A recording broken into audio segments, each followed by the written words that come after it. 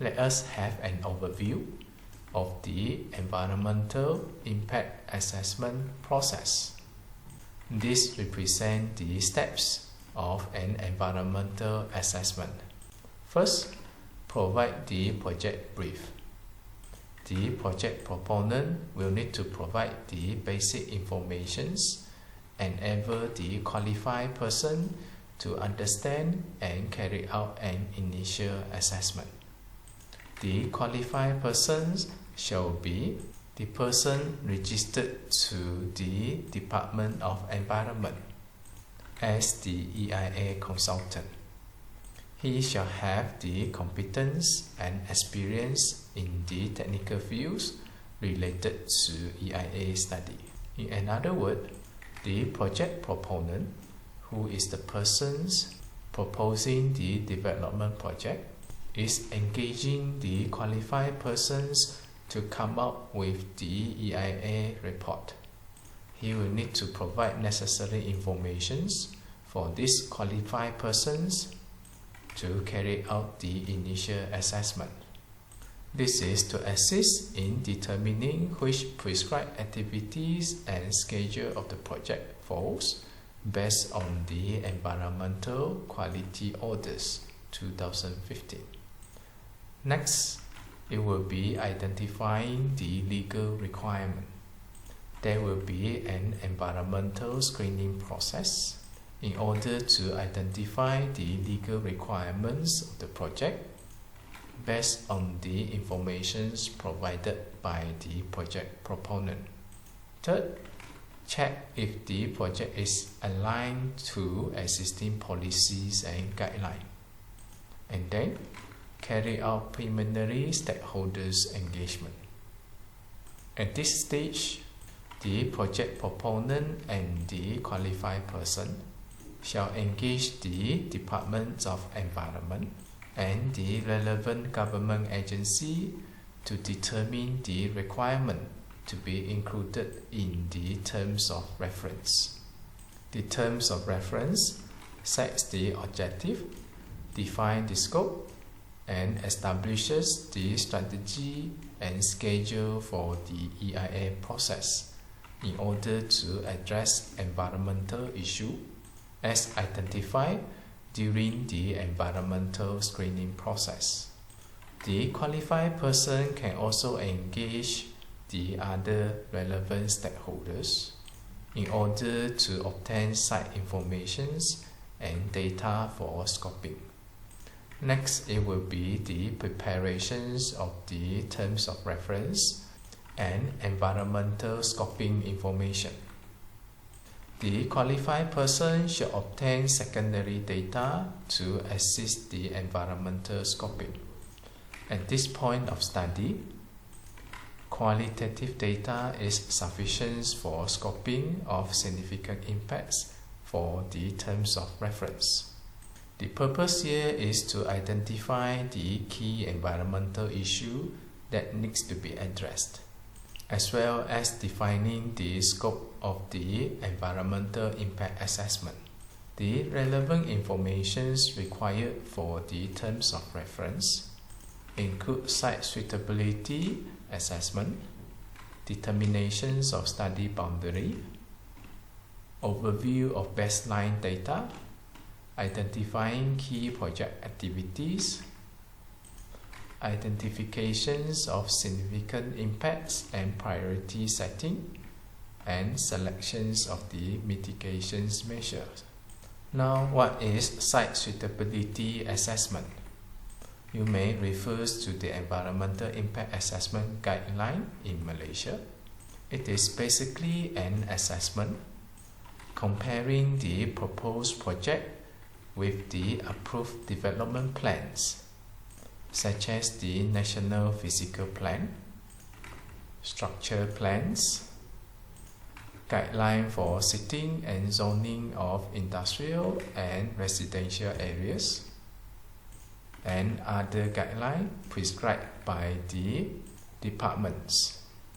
This site suitability assessment is important because there may be situations where the proposed project site or locations may not contradict to the approved development plan or any other guidelines prescribed by the Departments of Environment.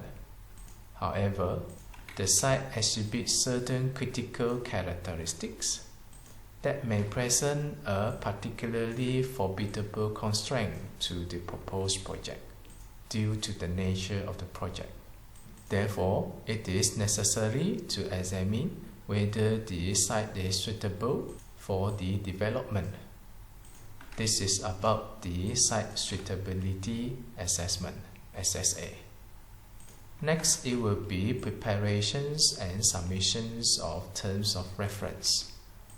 The qualified person should review all the data obtained during scoping and to prepare the terms of reference report based on the Departments of Environment requirement as stipulated in the Environmental Impact Assessment Guideline in Malaysia.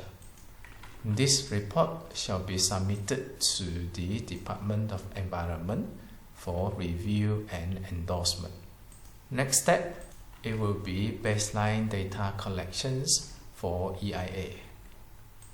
After the endorsements of the terms of reference, baseline data collections shall be carried out in order to obtain detailed information for the existing environment of the project site and its surrounding.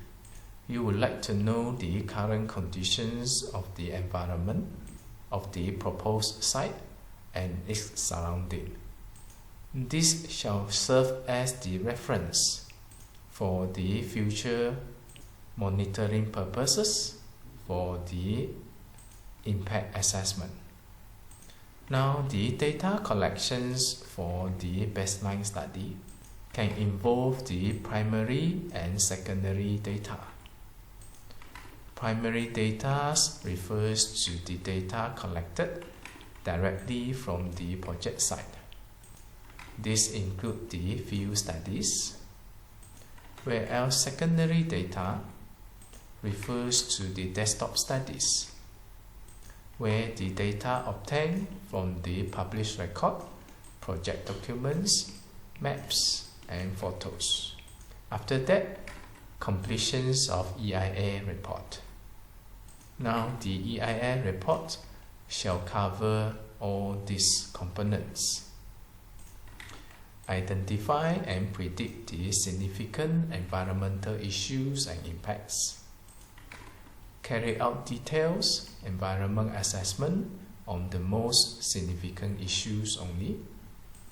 Identify suitable pollution preventions and mitigations measure P2M2s in order to minimize any negative impacts arising from the development of the project. And then provide environmental management plan framework in line with the self-regulatory concept. And then draft the EIA report. All assessment and findings must be included in the EIA report.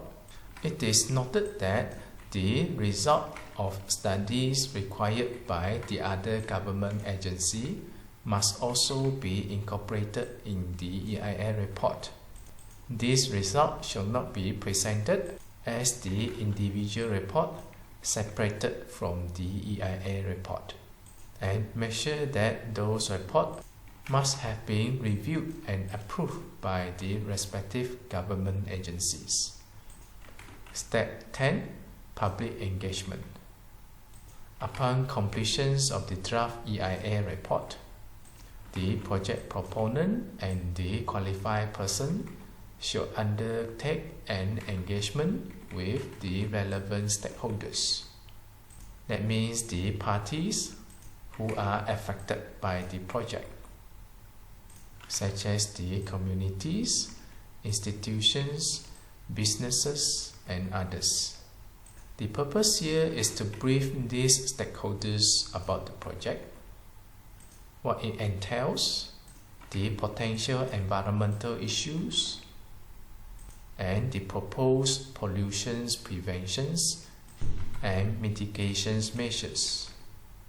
This is done to seek their thoughts and feedback, and all the findings from the public engagement shall be incorporated in the final EIA report. The final EIA report only happens after the public engagement. After that, submit the EIA report to the Departments of Environment of the states for review.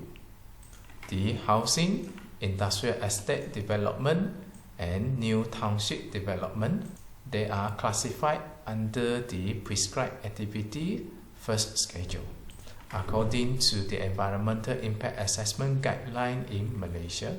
The prescribed activities under the first schedule will be reviewed by the State Office of the Departments of Environment.